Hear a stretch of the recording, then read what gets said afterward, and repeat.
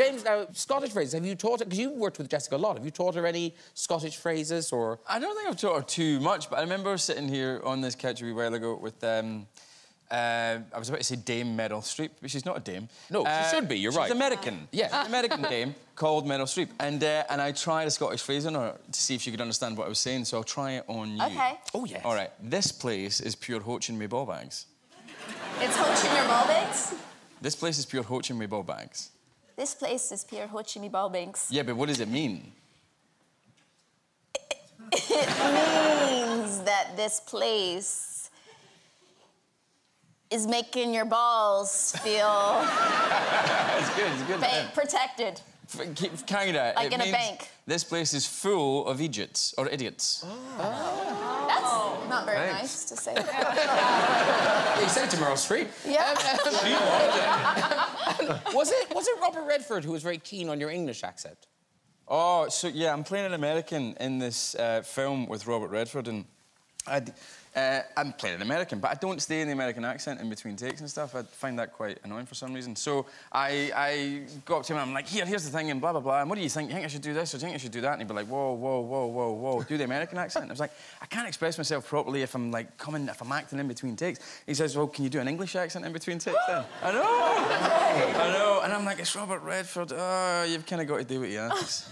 Well, why do you want to do an English accent? Because he could understand that and he couldn't understand mine. You'd think having lots of children would keep you kind of young, tech-savvy, you know, you'd know what's going on. But, David Tennant, this has not happened for you. You recently found out that you got left behind in the world of texting and things. Well, yeah, now, when you start jobs, there's because of the Me Too movement and lots of, you know, great strides forward are being made in making sure workplaces are safe. So now different companies have different ways of coping with that. And I had to, for a show I was doing, I had to sit and watch a video and prove that I'd watched this video from start to finish. And it takes you through things that are acceptable and not acceptable in the workplace. And then, right at the end of this sequence, when it's talking about how to communicate on your mobile phone and what's appropriate and what isn't appropriate, it says, and remember, the eggplant emoji is not just an eggplant. And that's it! And I'm left going, what the fuck is an eggplant? It's an aubergine, right? I mean, but that's not what they mean. There's a whole... And it turns out, and I knew nothing about this, there's a whole kind of language... Yes, there is. ...usually based around foodstuffs, where they represent other things. Yeah. Yes. And asking someone out for a taco could easily be misinterpreted, it turns out. Did you know that? Be careful. Did you know about this? Did you know about this? Yes, of course! Where have you been? I mean, the eggplant kind of looks like... It doesn't even look like an eggplant. It's you know... And then you've got the peach. And the peach. And then if you start adding to that the raindrops and all, you can do anything. Don't act innocent.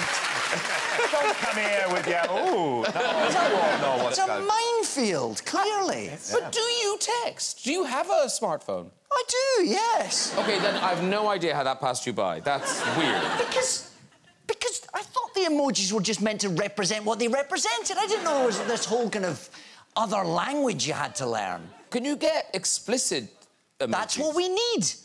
Yes. Apple needs to move forward and just call a vagina a vagina. Peering at it. What is that?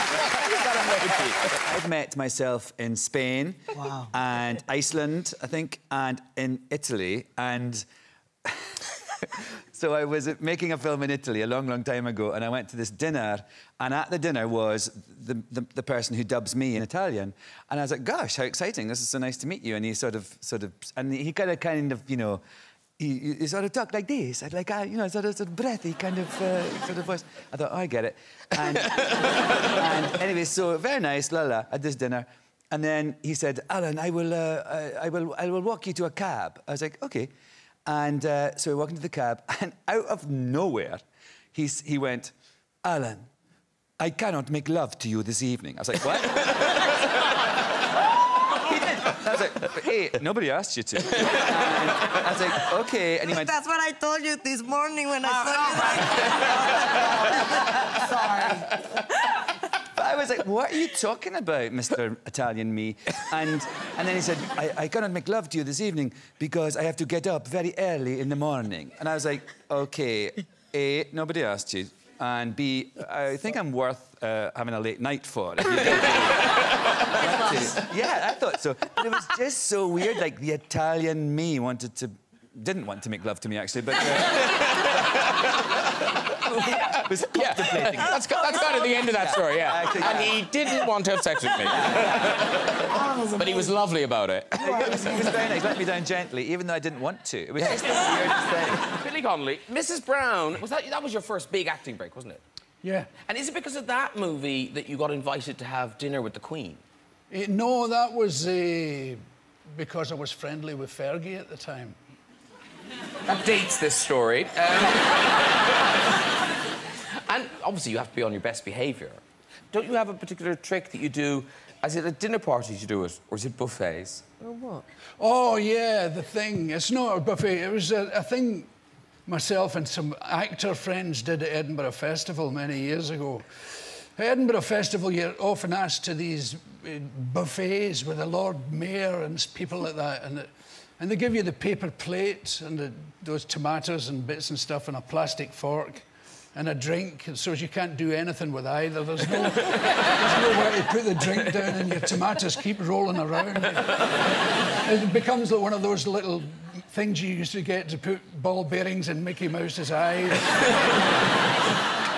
So here's what you do if you're ever at one of those buffets. It's the best. The only thing you can do is you put your willy on the plate and then you get some salad and you put it on the top. Don't put dressing on. You put the and then you dare each other to go up and... Now, you mustn't make a big mountain of it. That's true. You just do enough so to look as there's something lurking in the long grass. and then you just walk along and mingle with people. Hello, how do you do? I saw your show. It was excellent.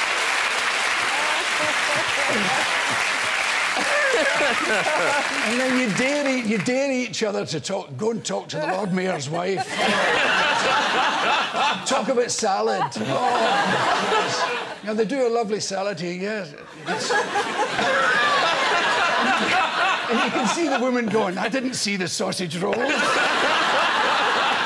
But beware, because those white plastic forks are very sharp. You'll be pissing like a fountain for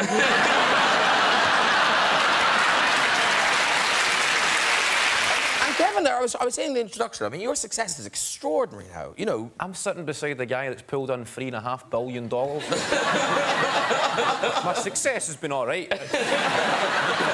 Sorry to bring you down. You walked out here high as a kite, and now it's like, but you must get stopped in the streets and stuff like that now.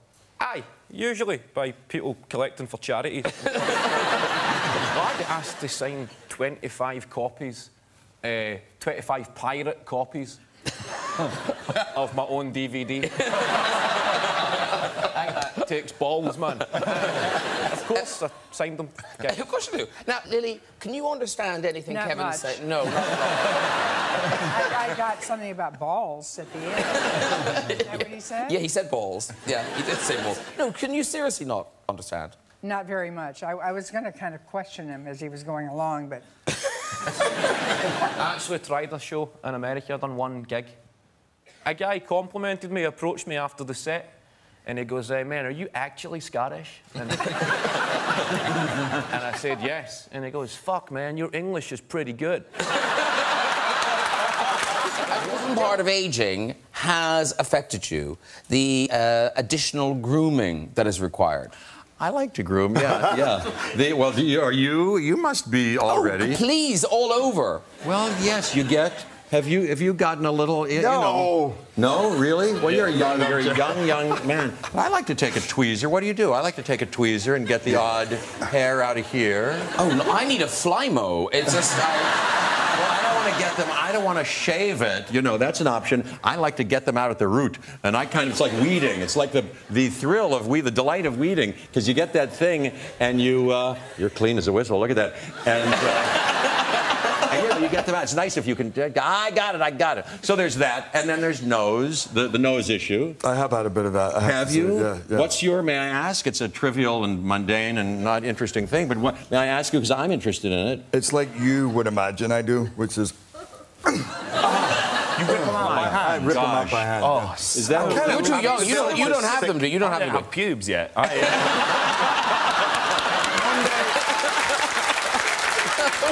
But you don't pluck them out. You have quite an odd technique, I think. No, I don't pluck them out. Nobody plucks them. You're not serious about that. I You don't am pull them out. serious about that. You actually pull them out? It's horrible. That's not the right idea. I mean, I guess He does it when he's on his bike, and then... It's personal. No, for a second, I had somebody had given me, because you can buy one of those. Zzz, Yeah, I've got one of those. You do? Yeah. And you know those things? Well, it's kind of a rotary thing, and you go zzz, and you go like, I don't trust it. And I'm much better with a pair of scissors. I take a nice pair of scissors. Well, not to get too detailed, but here, I take my razor. I take my Gillette number 2. This part right here, I razor that very carefully, because you can get it very close, and then there's something going on here and all around there, and I get a scissor, and there I am, and I know just what to do. And this happens now about once a week, I'd say. Once a week? Yes, I guess I'm living, you know. Things are happening. Well, it looks good on you. It looks good on you. I did it recently, so it's quite good, isn't it? Yeah, no, it's beautiful. It's beautiful. Beautiful man. So you get a call. Yeah. And do they tell you what it's for? Just go, oh, we'd like a meeting, or do you know that you're going to be the new assistant? Well, my agent called me and said they're looking for a girl to play the new companion for the new Doctor. So that's all I knew, and I just did an audition with the casting director, and then I got a recall, and I had to go into the BBC sort of studios and say I was auditioning for something called Panic Moon, which is an anagram of companion. So they take it that seriously? They take it that seriously. Yeah, it is top secret. They can't use that anagram anymore, then? No.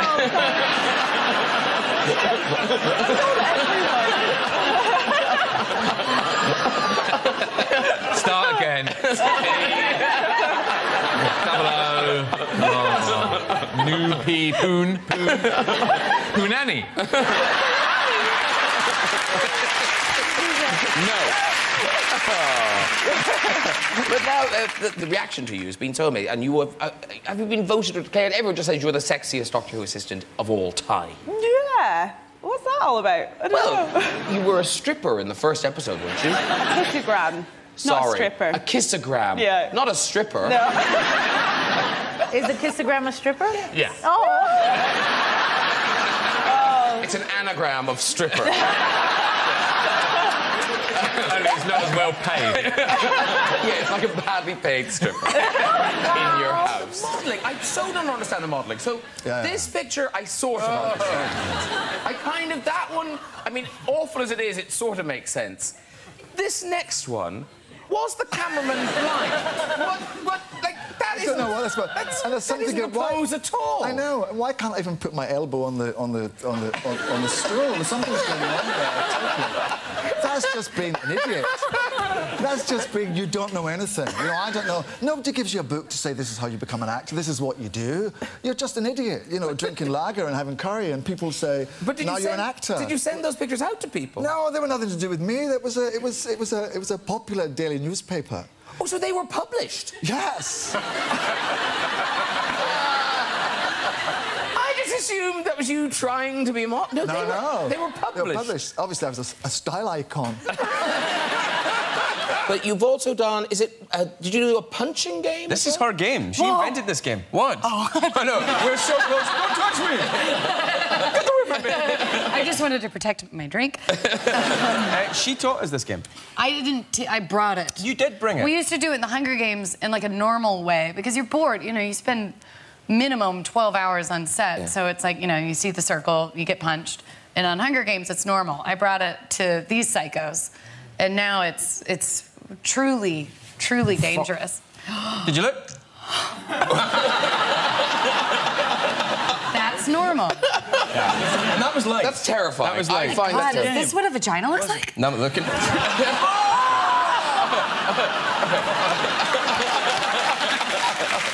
if you catch it... Look, Jack's just sat there like that, like something's going to happen. Like E.T. with a beard. How do I get unloaded on? About your eyelashes. Oddly, you met your wife on the set of Doctor Who. Yeah. But she is the daughter of a Doctor Who. Yes. Which must drive Doctor Who people into a frenzy. I mean, it is statistically quite unlikely. Yeah. But it... Oh, there we all are. Look, there's the three of us. Yeah. Oh, that's so embarrassing. I'm wearing the same suit. Come on. And tie.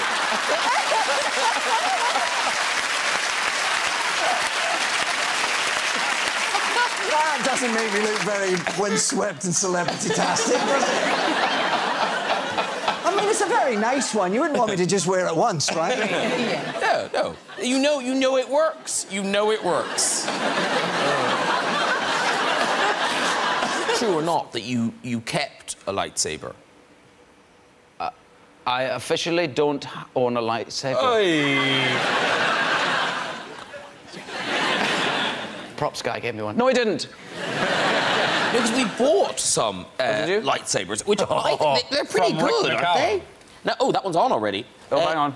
Oh, hang on. You have to know what you're doing with these, you see. You do, though. Oh, yeah. Do you want that? Is that the... Which one would you like? Which one looks like yours? The one in the middle is, I think, the one I use. That's Alec Guinness's one.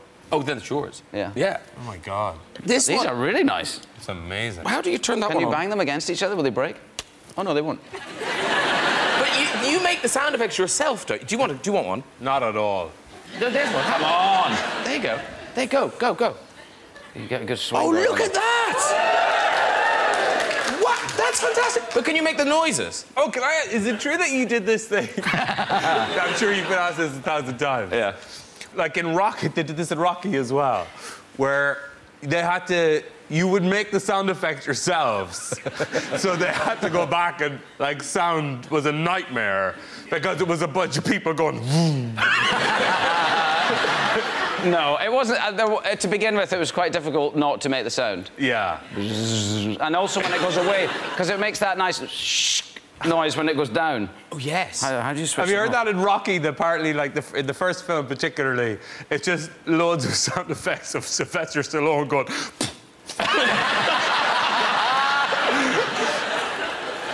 Okay, let's have the lights down. Let's have the lights down. Okay, so you have to start them up. Oh, okay, so off. How do you do that? Much to learn. There. Oh, there, it's off now. There you go. Sorry, got it. There you go. Okay, so when you put it on, it has to make this kind of noise.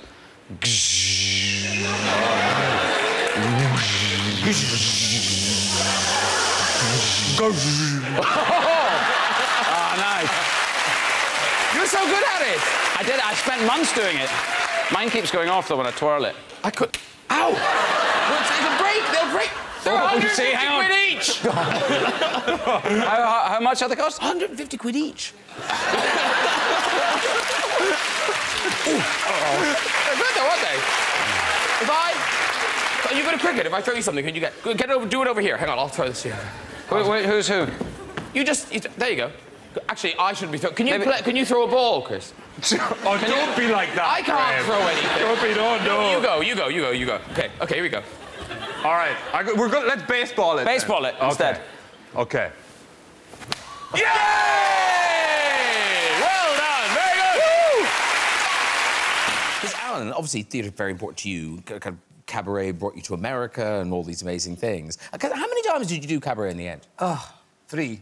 I did it in London with Jane Horrocks, actually, who's playing the part that you played. Oh, is she? Yeah, Jane Horrocks and Carl Johnson's my dad. I must see that. And it's so funny. I was saying to Jane, like, 26 years ago, she was my sexy co-star in Cabaret. Now she's my mum in a dustbin. That's show business. That's the acting industry for ladies. Yeah, for ladies as well. Like, that's... But I did it in London, and then I did it on Broadway, and then I did it again on Broadway just a few years ago. I went back and did it again just before I die. And which time did you have the thing where it was really hot? Do you know the story I'm talking about? Always hot, good. When I got hit on the head. Yes. That was the first time on Broadway. Oh. So what happened was I was going to do a film, so I'd gone to LA for a costume fitting, and I came back, and you know, in the plane you get all funny, your tubes get all funny. So I did a neti pot. You know that little thing? You put salty water in a thing, and you go up like this, and it goes up your nose and comes. You know that thing? Yeah, I know that thing. I love them. And then so it's like a thing to clear out your tubes. Okay. With salty water. Kosher salt, actually. Shout out to the Jews. That's good. So I was doing the show that night, and I'm sort of lounging provocatively, you know, on the top of the thing. And you know, like when surfers get that surfer's drip thing, where like an hour after surfing, suddenly this stuff gushes out. Well, I'm just lounging like that, and all of a sudden, a gush of water just comes out my nose and down my bare chest. And I'm like, wow, not so sexy now. And so I kind of, you know, amble over to the side of the stage and blow my nose, and then I sort of had to get down the stairs and back into the play. And because it was a different route that I was taking, because I was now off the side, I ran right into a light. A big, huge light, and it went... I made this huge divot in my head, and then for the rest of the first half, I was getting more and more woozy, and I'd go to open a door in my hand, I couldn't find the handle, and I'd be like, Sonny Bones, like this. and then what was hilarious is at the interval, I went up, I collapsed, and I went up to my dressing room and collapsed, and the stage manager came up to my room and stood over me like this and went, Alan, do you think you'll be able to do the second to go to the hospital. and so there were all these people suddenly were in my room. They're all freaking out, you know. And I had to go to the hospital, and they were trying to get my clothes off. And I was just... Because at the end of the first act, I had a swastika on my bum, and I lifted up my coat, and that was at the spotlight on my cheek, and that was the end of the first act. Like, symbolised the rise of, you know, fascism. Mm-hmm. My bum was a conduit to a political message. And, well, it's been a conduit for a lot of things, honey. Cheers. So anyway, I was like, they were all trying, get quick out in the car, so you've got to go to the hospital. And I was just getting wet wipes and going like this, and like, what are you doing? I said, well, the doctor might be Jewish and I'll be angry. I have and then I got to the hospital, and it was indeed a very hot night. It was a summer night. And I was all like, I got tubes in me and wires and everything. And there was a lady who'd been in the audience, had fainted with heat stroke, and was taken to the hospital and was in the next room to me in that same hospital. Wow. And so they came in, and I was with my mask on and said, Alan, there's a lady next door, and she was fainting, and, you know, blah, blah. Would you go in and say hello to her? I was like, what? And so, anyway, I heard them, and I'm in my trolley, in my little, you know, stretcher on wheels, what do you call it, and with tubes and everything. And I heard them go, you know how you were so sad, you were so excited to go and see Alan coming? And she goes, oh, I waited for months for my ticket. I can't believe I missed seeing him. And they went, well, here he is!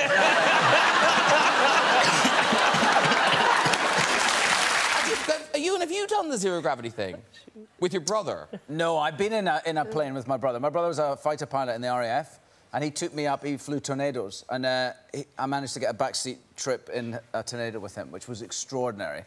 Just because I'd never seen him at his work, and there I could see just down the side, I could see a bit of his helmet, I guess. And we did a lap of Scotland in about an hour and a half, and it was extraordinary. But it's horribly, it makes you so sick. It made me very sick anyway. And I think he probably was desperately trying to make me very sick as well. Did you pass out? I didn't pass out, no, I just puked. The most humiliating part for me was when we got back. Because you have to get helped out of those airplanes, and there's a ground crew that come up on a ladder, and you have to pass them your bag of puke. And that was sort of humiliating. Thank you. Yeah. There's never any duty-free, either.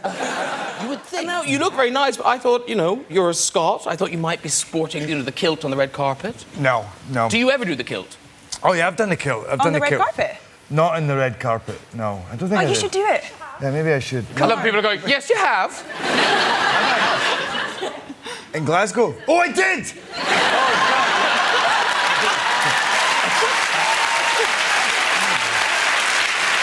Hey, you want to answer these questions for me? By the way, this is your fault. I mean, basically, did you move to America? She's from Scotland, but just goes wherever I go to support. That lady there with the glass. Knows the answers better than I do. So if I'm saying anything wrong, you'll keep me in line. Apparently she will, yeah. Minutes into the show, yes, you have! So I wore a kilt at my sister's wedding, though, in Paisley, Scotland, and I had to go up and do a reading. And my mother and the family were in the front row. And of course, as you know, in Scotland, there's a certain rule to wearing the kilts. And, you know, I'm sitting like this, and I look, and everybody's kneeling forward, you know, at the podium. And my mum is looking at me, and she's doing this, and she's going... I think that she's telling me to pray. And then the whole congregation is watching me, so I'm like this, and I'm looking at her, and I'm like... And I go... like this. And she's like... And then I realised that everybody is staring right up. So I'm like this, and I go. And